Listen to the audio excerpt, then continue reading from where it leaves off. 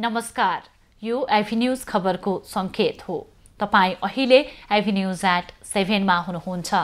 म प्रभा थापा। प्रारम्भमा मूल खबर।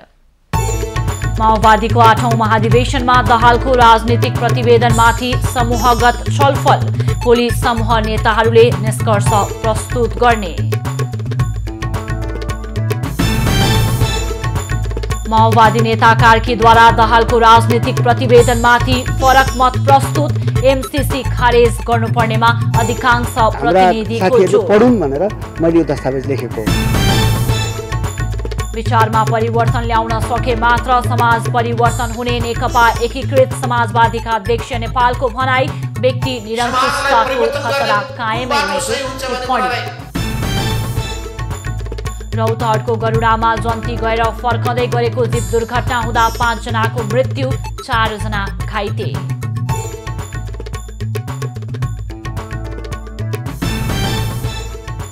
दुर्घटनाको विषयलाई लिएर सर्लाहीको ईश्वरपुरमा स्थानीय र प्रहरी बीच झडप।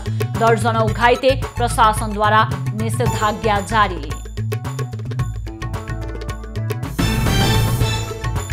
भारतको नयाँ दिल्लीमा ओमिक्रोन संक्रमण तीव्र रूपमा फैलिँदै, सरकारद्वारा पुनः येलो अलर्ट जारी।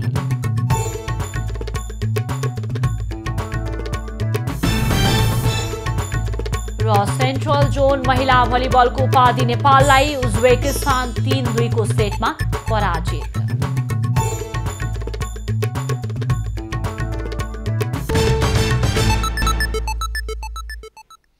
अब खबरको सिलसिला प्रारम्भ गरौं माओवादीको महाधिवेशन सम्बन्धी प्रसंगबाट।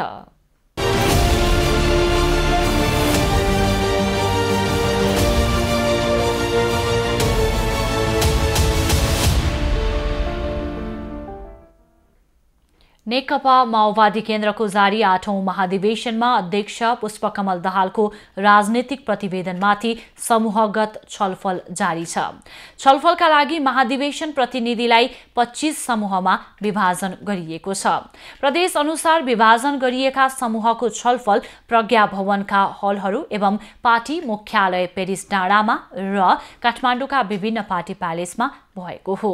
माओवादी महाधिवेशनको दोस्रो दिन सोमबार दाहालले 21औं शताब्दीमा समाजवादको नेपाली बाटो शीर्षकको 45 पृष्ठको वैचारिक एवं राजनीतिक प्रतिवेदन पेश गरेका थिए।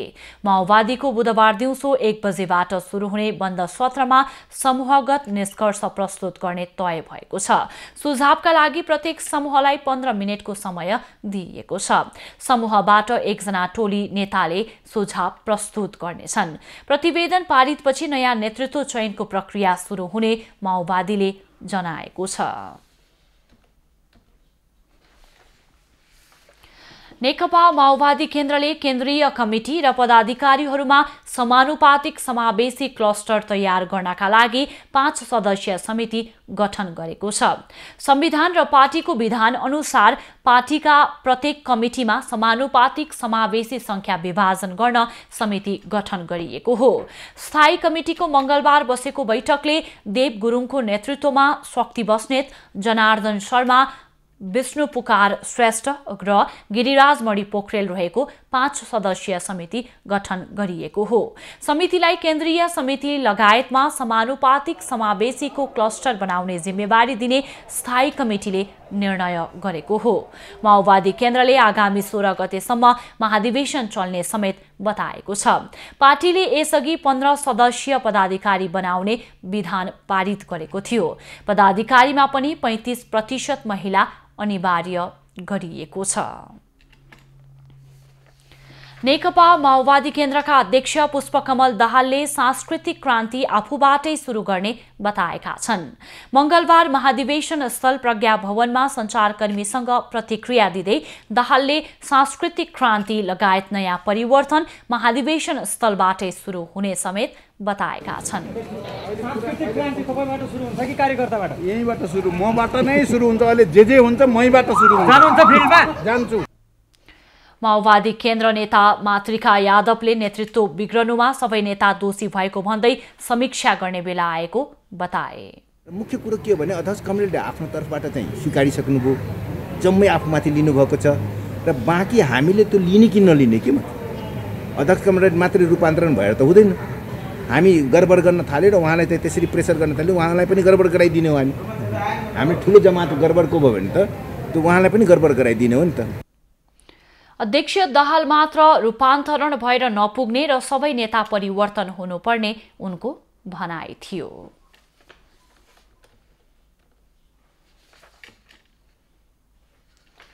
नेकपा माओवादी केन्द्रको 8औं महाधिवेशनमा अध्यक्ष पुष्पकमल दाहालले पेश गरेको राजनीतिक प्रतिवेदनको पूर्व माओवादी नेता डाक्टर बाबुराम भट्टराईले आलोचना गरेका छन्।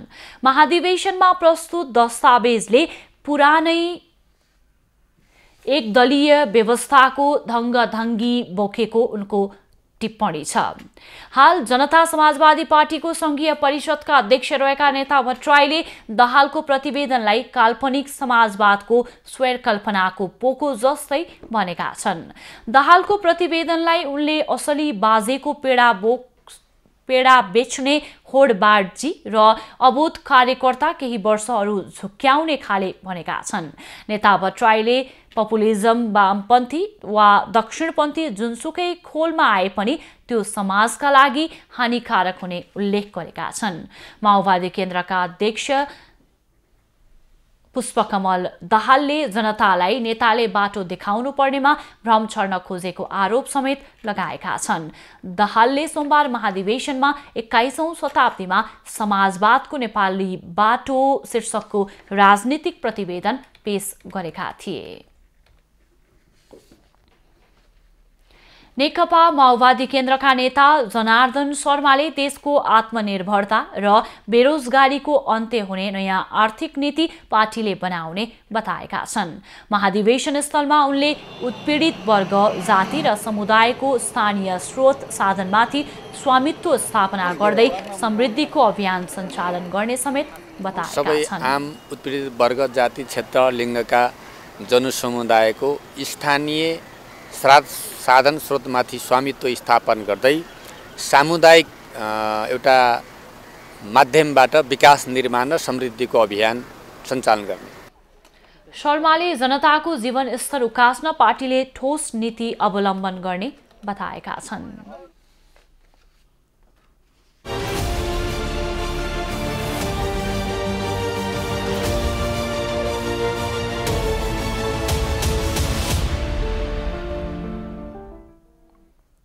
नेकपा एकीकृत समाजवादी पार्टीका अध्यक्ष माधव कुमार नेपालले जनतालाई अधिकार दिने सवालमा राजनीतिक क्रान्ति सफल भए पनि अरू थुप्रै काम गर्न बाँकी रहेको बताएका छन्। मंगलबार नेपाल कम्युनिस्ट पार्टी एकीकृत समाजवादी र नेपाल कम्युनिस्ट पार्टी जनवादी बीच एकता घोषणा कार्यक्रममा उनले अहिले पनि व्यक्ति निरङ्कुशताको खतरा रहेको बताएका छन्। वंश विशेषको निरङ्कुशतालाई राजतन्त्र अन्त्यसँगै समाप्त पारिएको भए पनि अहिलेको व्यवस्थामा व्यक्ति विशेषको निरङ्कुशता विरुद्ध सङ्घर्षको खाँचो रहेको बताए। हामी कम्युनिस्टहरूको पनि छ, काङ्ग्रेसको पनि छ।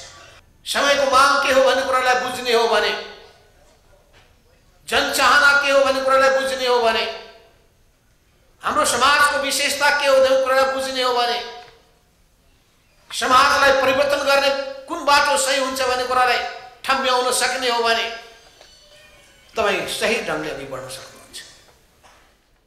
अध्यक्ष नेपालले व्यक्तिको विचारमा परिवर्तन ल्याउन सके मात्र समाज परिवर्तन हुने बताए।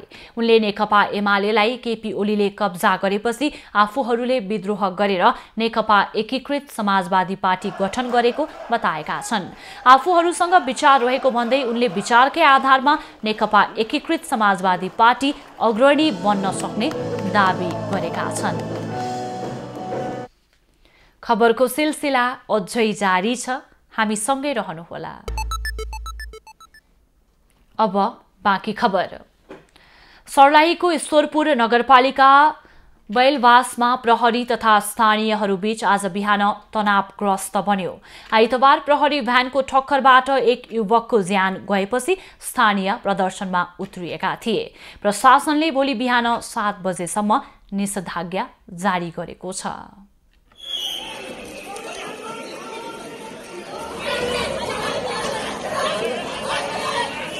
दर्शकबिन अहिले सर्लाहीको ईश्वरपुर नगरपालिकाको अवस्था एकदमै तनावग्रस्त छ र यहाँ प्रहरीबाट आँसु ग्यास तथा गोलीको छर्रा दागिरहेको अवस्था देखिएको छ र हिजो मात्र एकजना यहाँका स्थानीय व्यापारीको प्रहरीकै गाडीको ठक्करबाट मृत्यु भएपछि अवस्था तनावग्रस्त भएको थियो र उद्योग फेडरेसनको अगुवाईमा हिजो एक किसिमको प्रदर्शन गरिएको थियो। प्रदर्शनमाथि प्रहरीको दमन भएको यहाँका स्थानीयहरूले गुनासो गरेका छन्। भक्तिपुरका आदमी है, ऊ पढे आलाले स्कुलमा मानेको आज कि कोही किताबें किने, कोही कॉपी किने, कोही कुछ किने, वाले बेदार जाली ओकराले त नहीं देखा गुनार में चल के जाको गोली ठोकमा। यस्तो गुनासो भएपछि यहाँका स्थानीयहरूले प्रहरी विरुद्ध थप प्रदर्शन गरेको थियो। त्यसमा हिजो पनि प्रहरीले आँसु ग्यास र गोली चलाएको अवस्था थियो भने आज पनि ईश्वरपुर नगरपालिकाको अवस्था तनावग्रस्त छ। म दृश्यमा देखाउन चाहन्छु। तपाईँहरू देखिराख्नु भएको छ अहिले यहाँ स्थानीयवासीहरू ढुङ्गा मुढा गरिरहेका छन् भने उताबाट पुलिस प्रहरीहरूले अब ढुङ्गा मुढा गरेको अवस्था छ र आँसु ग्यासको सेल पनि प्रयोग गरेको अवस्था रहेको छ।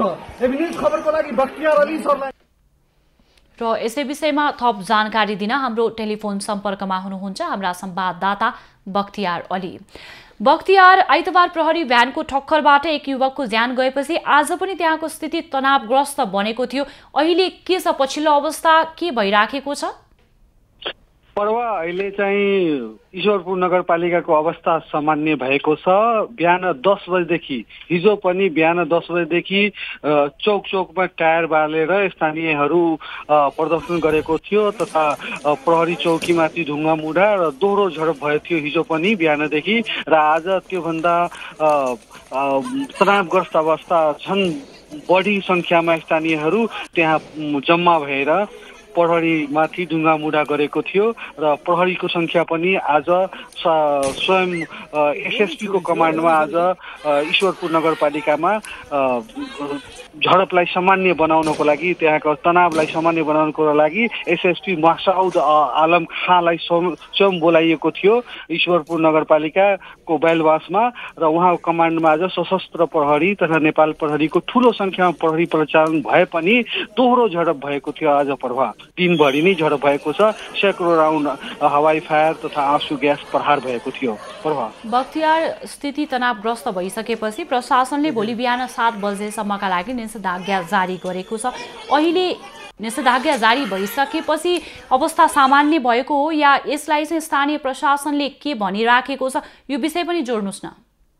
पर्व अहिलेको अवस्था वास्तवमा भन्नुपर्दा अहिले चौक चौकमा यहाँको बैलवास जुन केशरगञ्ज भन्ने ठाउँ छ ईश्वरपुर नगरपालिकाको, यो ठाउँमा सशस्त्र प्रहरी तथा नेपाल प्रहरीका ठूलो संख्यामा प्रहरीहरू परिचालन गरिएको छ र कुनै अप्रिय घटना नहोस् भनेर प्रहरीहरूले एकदम सशक्त रूपमा गस्ती गरेको अवस्था छ र प्रशासनले स्थितिको संवेदनशीलतालाई बुझेर आज 3 बजेदेखि लिएर भोलि साँझको 7 बजेसम्मको लागि निषेधाज्ञा समेत जारी गरेको छ। पर्व बख्तियार, भोलि साँझ 7 बजेसम्म या बिहान 7 बजेसम्म? खबरमा बिहान 7 बजेसम्म भनिएको छ, प्रश्न पारिदिनुस् न। भोलि साँझसम्मको लागि, भोलि बुधबार साँझ 7 बजेसम्मको लागि प्रेस विज्ञप्ति नै निकालेको छ। अब बुधबार साँझ 7 बजेसम्मको लागि आज 3 बजेदेखि लिएर भोलि साँझ 7 बजेसम्मको लागि निषेधाज्ञा जारी गरेको छ स्थानीय प्रशासनले। बख्तियार, यो बीचमा चाहिँ केही कुराकानी हुन्छ प्रशासन र स्थानीय बीच, वार्ताको लागि बोलाएको छ छैन, केही जानकारी आएको छ यो सम्बन्धी? पर्व जस्तै कि अब आइतबार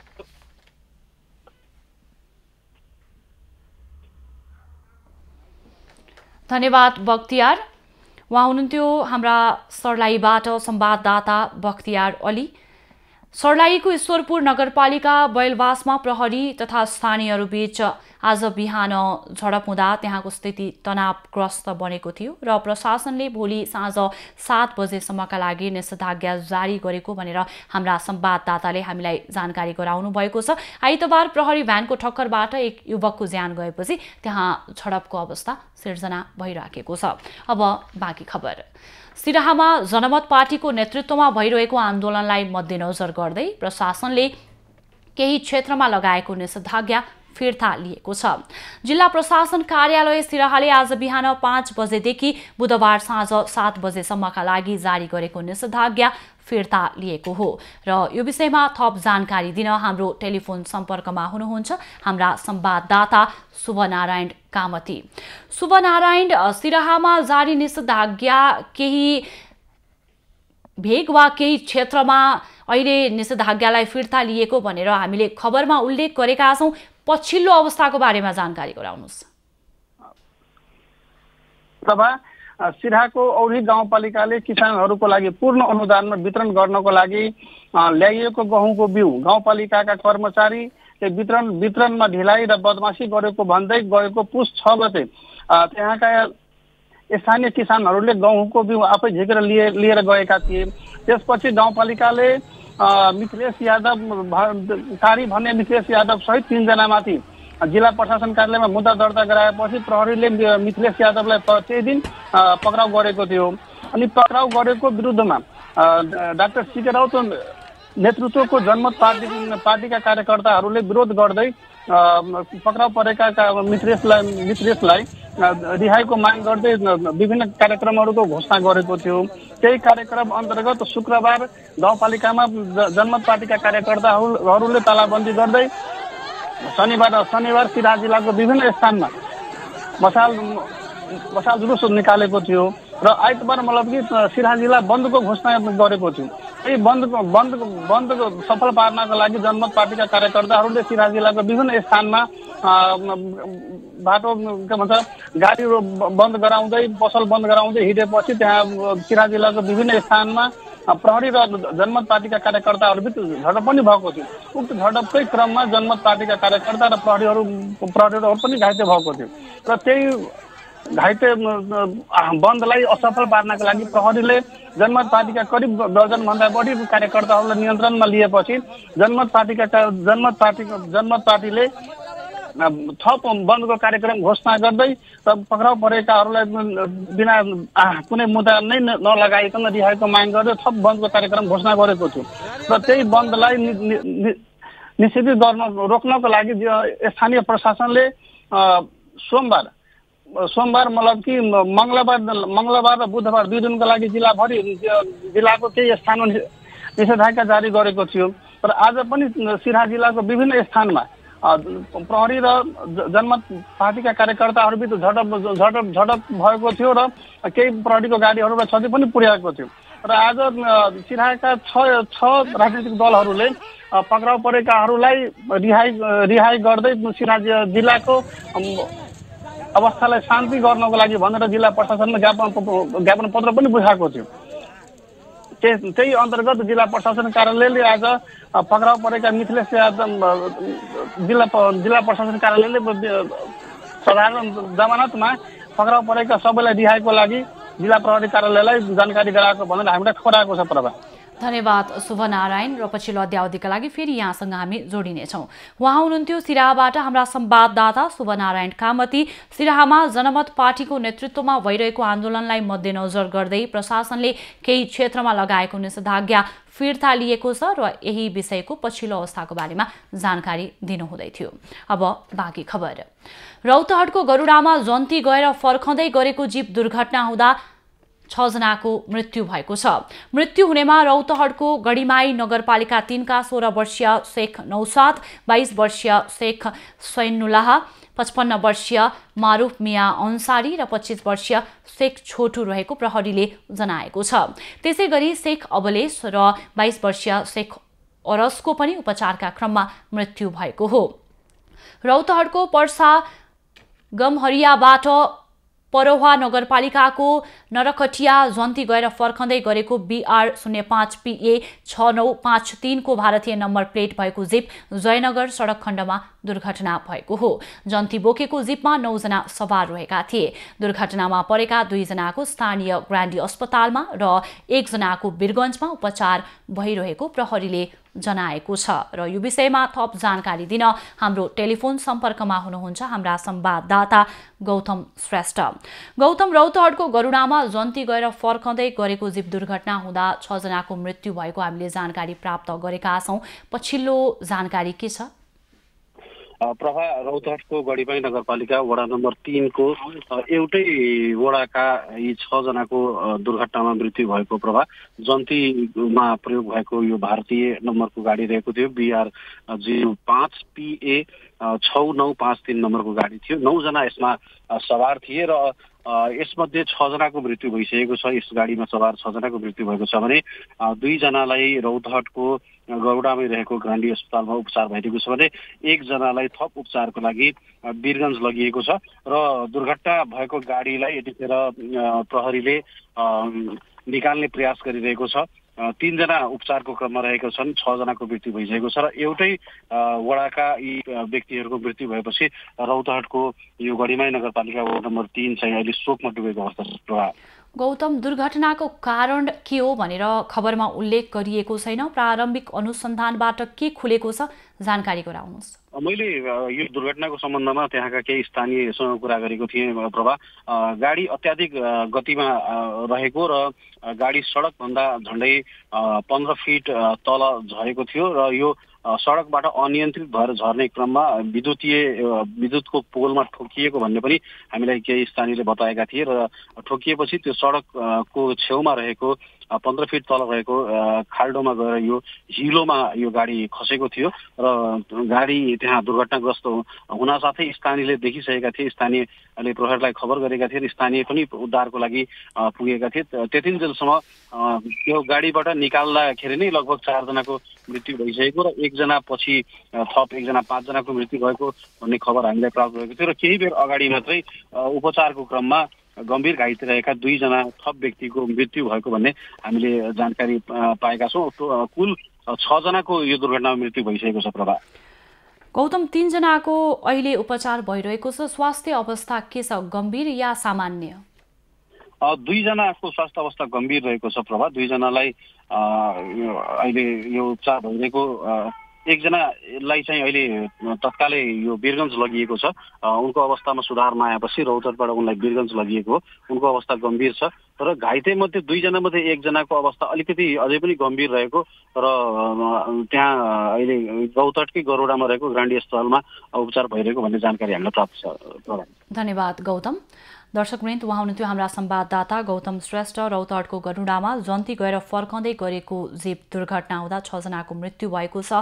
अन्य 3 जना घाइते भएका छन् र 2 को अवस्था अझै गम्भीर रहेको छ भने 2 जनाको स्थानीय गान्धी अस्पतालमा र 1 जनाको वीरगञ्जमा उपचार भइरहेको हाम्रा संवाददाताले जानकारी गराउनु भएको छ। अब बाँकी खबर।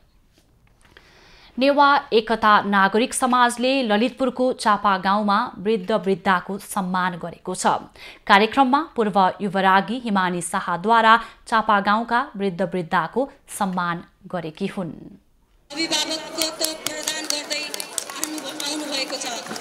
पूर्व युवरागी हिमानी शाहले चापागाउँका 100 बढी वृद्ध वृद्धाको सम्मान गरेकी छन्। मंगलबार ललितपुरको चापागाउँ स्थित वज्रबाराही मन्दिरमा आयोजित एक कार्यक्रममा उनले चापागाउँका वृद्ध वृद्धाको सम्मान गरेकी हुन्।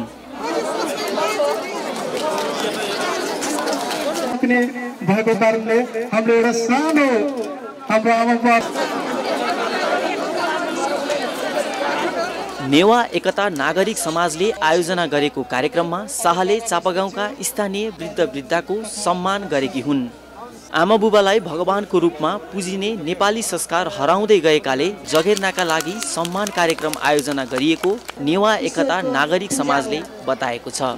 समाजका सल्लाहकार रमेश खड्गीले पछिल्लो समय समाजमा बेतिथि बढ्दै गएकाले देशमा पुनः राज संस्थाको आवश्यकता महसुस भएको बताए। आज हामीले हिमानी शाहलाई बोलाएर हाम्रो देश बचाउनको लागि अब यो जुन भ्रष्टाचार भइरहेको अवस्था छन् यो भ्रष्टाचार निर्मूल पार्नको लागि हामीले राजा आउनुपर्छ भनेर आज हामीले सुरुवात गर्यौं। कार्यक्रममा पूर्व युवरागी शाहको उपस्थितिमा राज संस्थाको समर्थनमा नारा लगाइएको थियो।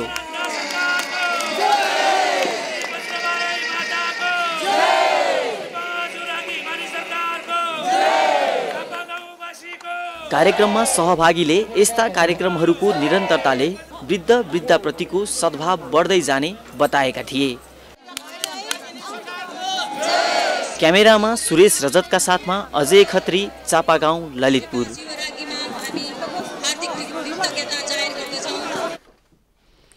नेकपा माओवादी केन्द्रका अध्यक्ष पुष्पकमल दाहालले प्रस्तुत गरेको राजनीतिक प्रतिवेदनमा पार्टीभित्रै र बाहिरबाट वैचारिक बहसका विषय उठ्न थालेको छ। एमसीसी लगायत विविध विषयलाई समेटेर माओवादी नेता राम कार्कीले फरक मतसहित पूरक प्रस्ताव पेश गरेपछि महाधिवेशनमा तरङ्ग उत्पन्न भएको हो।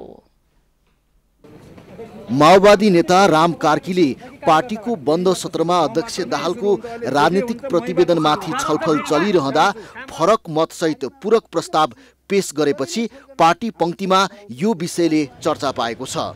अहिलेको राज्य सत्ताको चरित्रलाई उपयोग गर्ने नाममा अध्यक्ष दाहालले प्रस्तुत गरेको राजनीतिक प्रतिवेदनमा संसदीय भाषमै रमाउने र दलाल पुँजीवादी व्यवस्थालाई पक्ष पोषण गर्ने देखिएको नेता कार्कीले आरोप लगाएका छन्। मेयरको 70 लाखको गाडी, उपमेयरको चाहिँ 80 लाखको गाडी, अर्कोको चाहिँ 90 लाखको गाडी, अनि न्वारानमा गइरहेछन्, पास्नीमा गइरहेछन्, अलग अलग गाडी लिएर के नेपाल त्यो सक्छ?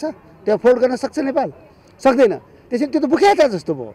21औं शताब्दीको समाजवादको यात्रा तय गर्ने भनिए पनि पार्टीभित्र उत्पन्न सांस्कृतिक विचलनले यो यात्रा कठिनाई हुन सक्नेतर्फ नेता कार्यकर्ताहरूले नेतृत्वलाई सचेत गराएका छन्। सुविधा भोगमा डुबिरहेका नेता कार्यकर्ताको आचरणमा परिवर्तन नभएसम्म समाजवादको लक्ष्य भेट्न नसकिने प्रतिनिधिहरूले बताएका छन्। एमसीसी नेपालको हितमा छैन र यसलाई चाहिँ नेपालको हितमा ल्याउने हो भने पूर्ण खारेज गर्नुपर्छ। यदि पूर्ण खारेज नगर्ने हो भने संशोधन गर्ने प्रस्तावहरू, जनअनुमोदित प्रस्तावहरू राखेर मात्रै एमसीसी आउनुपर्छ भन्ने किसिमको हाम्रो समूहमा त्यो किसिमको छलफल उठेको छ। साम्राज्यवादी नीति नै यो एमसीसी हो।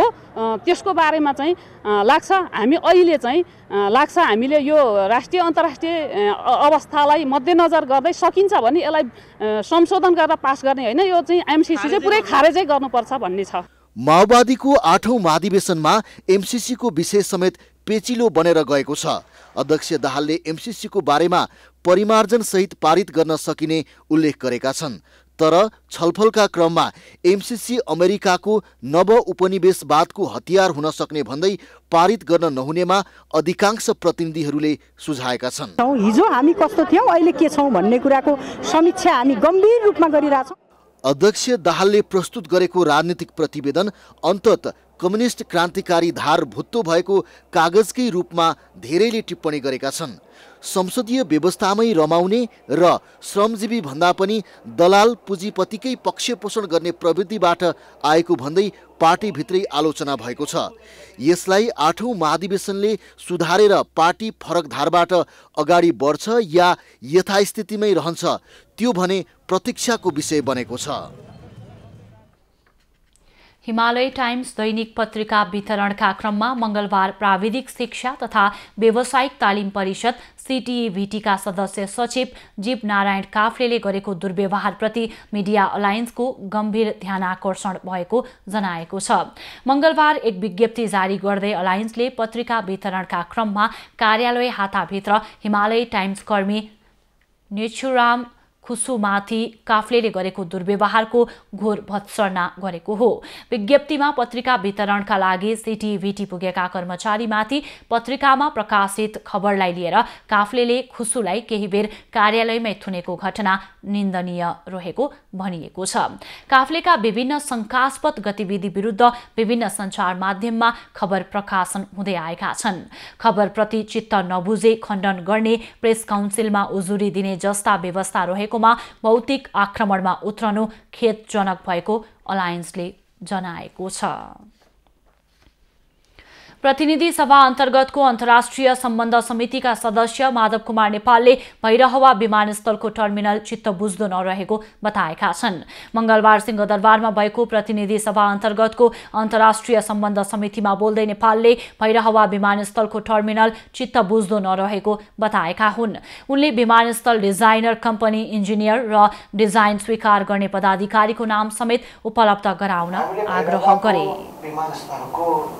निरीक्षण गर्दाखेरि पनि त्यहाँ भनेको थियो कि त्यहाँको जुन टर्मिनल भवन जुन बनेको छ एकदम त्यो चित्त बुझ्दो छैन। अनि त्यस्तो टर्मिनल भवनको जुन डिजाइन तयार भयो त्यो डिजाइनर को हो, त्यसको नाम चाहियो। बैठकमा समितिकी सदस्य पुष्पा भुसालले साधारण जनताहरूले पनि प्लेनमा चढ्न पाउनुपर्ने अवसरको महसुस भएकाले चाँडै काम भइरहेको विमानस्थलहरूको काम सकेर सञ्चालनमा ल्याइनुपर्ने बताएकी छन्। साधारण जनताहरू पनि प्लेनमा चढ्न सक्ने एउटा अवसरको खाँचो पनि हामीले महसुस गरेका छौँ। यति धेरै महँगो इक्विपमेन्टहरू स्ट्रक्चरहरू तयार भइसकेको अवस्थामा त्यसलाई अब छिटोभन्दा छिटो हाम्रै कार्यकालमा त्यसलाई चाहिँ लन्चिङ गरेर लुम्बिनी एयरपोर्टलाई अगाडि बढाउनको लागि पनि म यस बेला यो अवसरलाई म गुमाउन चाहिन्न। त्यस्तै समितिका सदस्य मोहन बानियाले पोखरा अन्तर्राष्ट्रिय विमानस्थलको पुनः सर्वे डिजाइन र डीपीआर गर्ने भन्ने आएकोमा खेद प्रकट गरेका छन्। उनले करिब 95% काम भइसकेको अवस्थामा यस्तो कुरा गर्नु लापरवाही भएको बताए। करिब 90-95% विमानस्थलको यो धावन मार्ग बनाउनेदेखि लिएर टर्मिनल भवनदेखि लिएर चाहिँ त्यो बनाउने कार्य चाहिँ सम्पन्न भइसकेको छ। अब यसको प्रोजेक्टको अन्तिम आवरमा आएर यस्तो खालको चाहिँ लापरवाही नै हो। बैठकमा समितिका सदस्यहरूले विमानस्थलको काममा ढिलाइ भइरहेको भन्दै यथाशीघ्र काम सम्पन्न गरी सञ्चालन गर्नुपर्नेमा जोड दिएका छन्। संस्कृति पर्यटन तथा नागरिक उड्डयन मन्त्री प्रेम बहादुर आलेले संसदीय समितिहरूले दिएको निर्देशन आफूले हुबहु पालना गर्ने प्रतिबद्धता व्यक्त गरेका छन्। मंगलबार प्रतिनिधि सभा अन्तर्गतको अन्तर्राष्ट्रिय सम्बन्ध समितिको बैठकमा मन्त्री आलेले समितिले दिएको निर्देशन पालना गर्ने प्रतिबद्धता व्यक्त गरेका हुन्। उनले सरकारी स्वामित्वमा रहेको 148 रोपनी जग्गा तारागाउँ विकास समितिले आफ्नो नाममा पारेको र यसलाई फिर्ता गराउने सम्बन्धमा समितिले पनि निर्देशन दिएको उल्लेख गर्दै सो जग्गा फिर्ता ल्याउने प्रतिबद्धता जनाएका छन्। 148 रोपनी जग्गा आफ्नो नाममा राखिएको छ, जबकि त्यो राख्नै पाइँदैन र हरेक निर्देशनहरू हेर्दाखेरि यहाँहरूले पठाउनु भएको निर्देशन समेत त्यो हेर्दाखेरि त्यो नेपाल सरकारको अधीनमा रहेको जग्गा कुनै व्यक्ति, कुनै प्राइभेट कम्पनी अथवा तारागाउँ रेजेन्सीमा त्यो राख्नु मिल्दैन। तपाईँहरूले जुन मलाई निर्देशन दिनुभएको छ, सचिवले यही हुनुहुन्छ, हामी यसलाई हुबहु यसलाई अगाडि बढाउने र नेपाल सरकारको जग्गा फिर्ता ल्याउने कुरामा तपाईँहरूलाई प्रतिबद्धता पनि जनाउन चाहन्छु। मन्त्री आलेले निजगढ अन्तर्राष्ट्रिय विमानस्थल निर्माणका लागि बजेट अभाव भएको बताए। विमानस्थल निर्माणका लागि 8050 हेक्टर जमिन विमानस्थलको नाममा आइसकेको भए पनि बजेट अभावका कारण काम सम्पन्न हुन नसकेको जानकारी दिएका छन्। त्यस्तै पोखरा अन्तर्राष्ट्रिय विमानस्थल निर्माणको सम्बन्धमा रिठे डाँडाको कटान प्रक्रिया पनि छिट्टै अगाडि बढाइने उनको भनाइ थियो। काभ्रेका सुन्तला उत्पादक पकेट क्षेत्र मानिने धुलीखेल नगरपालिका वडा नम्बर 10 र 12 का 613 घर परिवारको प्रमुख आय स्रोत रहेको सुन्तला उत्पादन केही वर्षदेखि हुन छाडेको छ। धुलीखेलकै अन्य वडा तथा जिल्लाका विभिन्न स्थानमा व्यावसायिक रूपमा गरिएको सुन्तला खेती धर्मराएको छ। काभ्रेको धुलीखेल आसपासको क्षेत्रमा 2072 सालको भूकम्पपछि कम फल्न थालेको सुन्तला गत वर्षदेखि फल्न छोडेको छ। हरेक वर्ष वार्षिक 2 लाख रुपैयाँसम्म सुन्तलाबाट आम्दानी लिने गरेका किसान सुन्तला उत्पादन शून्य भएपछि निराश भएका छन्। त्यसभन्दा अगाडिसम्म म चाहिँ नि 4-5 लाख रुपियाँ 3-4 लाख रुपियाँको बेच्थेँ। अहिले त अब मुखै बाल्न छैन भन्दा नि हुन्छ। केही वर्षदेखि सुन्तलाको उत्पादन हुन नसक्दा स्थानीयहरूको प्रमुख स्रोत गुम्न पुगेको छ। सो क्षेत्रमा सुन्तला मात्र नभई अमिलो जातका ज्यामिर, जुनार, चाक्सी, निबुवा लगायतका सबै बिरुवाहरू धमाधम सुक्न थालेका छन्। हिउँदमा पहेँलो देखिने बगैँचा अहिले उजाड बन्न पुगेको किसानहरू बताउँछन्। यसलाई खनजोत पानी गरेकै छौँ, फागुनमा एक टाइम गर्छौँ। त्यति गर्दा पहिला राम्रो फलेको थियो, अहिले 4 वर्षको अन्तराल भयो यसरी यो खिरे गएर भित्र किरा पर्न थाल्यो। औषधि गोडमेल नभएको र भूकम्पपछि चाहे जस्तो स्याहार गर्न नसकेकै कारण सुन्तलाको बिरुवा सुकेको हुन सक्ने र भूकम्पपछि जमिन हल्लदा सुन्तलाको जरा समेत हल्लिएकाले बिरुवाहरू सुक्न थालेको किसानहरूको भनाइ छ। भैँचालोभन्दा अगाडि धुन्न हाम्रो नामी हुन्छ सुन्तला अरूको भन्दा त्यही बेलादेखि अनि बोट पनि सुक्दै गयो सुन्तला पनि सानो जस्तै भयो कि पहिला चाहिँ सुन्तलै छ अझ अरूको भन्दा त हाम्रो अझ अलिअलि छ अझ छ अरूको भन्दा धुलीखेल नगरपालिकाले कृषकहरूको गुनासो आए लगत्तै केही वर्ष अघि सुन्तलाको बिरुवाको तथ्याङ्क र अवस्थाका बारेमा अनुसन्धान गरेको धुलीखेल नगरपालिका कृषि शाखाले जनाएको छ। भूकम्पबाट ज्वारो हल्ले होला उत्पादन कम भयो भन्ने हो र वास्तविक भएको चाहिँ के भने सुन्तला बगैँचापनमा लहरे बाली लगाउने मकै बाली लगाइदिने र गहिरो खनजोत गर्ने कारणले गर्दाखेरि सुन्तला बाली चाहिँ बिग्रेको हो। राष्ट्रिय सुन्तला जाँच तथा अनुसन्धान कार्यक्रम अन्तर्गत नेपाल कृषि अनुसन्धान परिषदका डाक्टर उमेश कुमार आचार्यको टोलीले सुन्तलाको बोट र माटोको अध्ययन अनुसन्धान गरेको छ।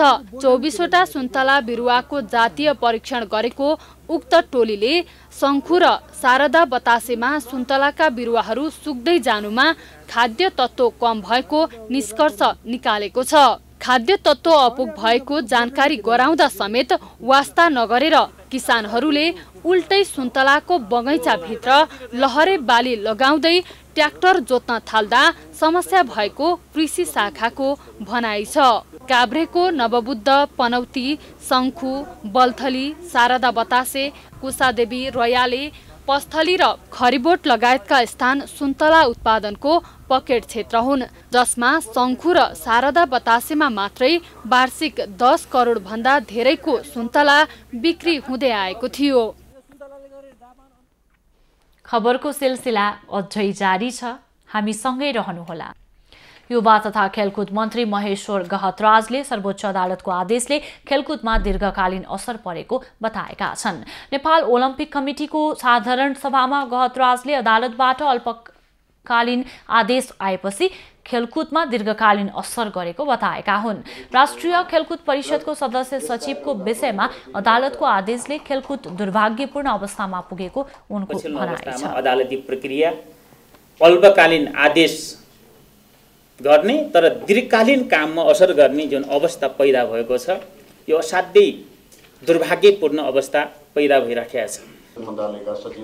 नेपाल ओलम्पिक कमिटीमा अध्यक्ष जीवनराम श्रेष्ठले मैदान हुनुपर्ने खेलकुदले सर्वोच्च अदालतमा भइरहेको आरोप लगाए। नेपालको खेलकुदको ग्राउन्ड भनेको सर्वोच्च अदालत जस्तो एउटा स्थिति पनि बन्न गयो। अदालतमा नै खेलकुदका गतिविधिहरू हुने खालको एउटा अवस्थाहरू सिर्जना भयो, जुन नेपालको खेलकुदको विकासको लागि एउटा चाहिँ नि साह्रै नकारात्मक खालको अवस्था चाहिँ नि अनुभूति हामीले गर्यौं। सरकारले राखेपका तत्कालीन सदस्य सचिव रमेश कुमार सिलवाललाई हटाएर टङ्कलाल घिसिङलाई सदस्य सचिवमा नियुक्त गरेपछि पूर्व सदस्य सचिव सिलवाल अदालत पुगेका थिए। सो विषय अदालतमा पुगेपछि अदालतले दुवै पक्षलाई पुस 12 गते छलफलका लागि बोलाएको थियो, तर 12 गते समय अभावको कारण देखाउँदै अदालतले मुद्दा हेर्दैमा राखेको छ।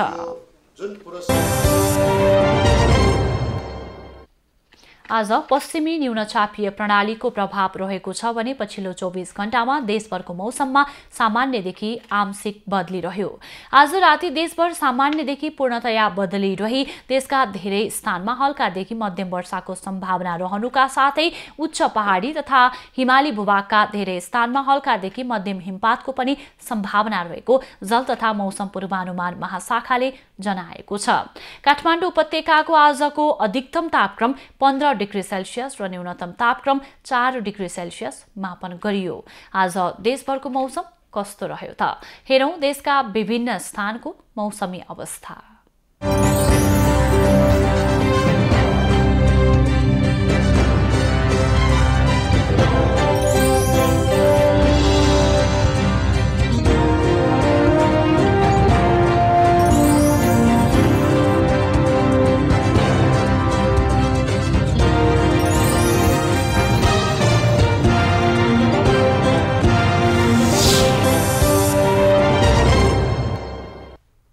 अहिलेलाई खबरको क्रम यति नै।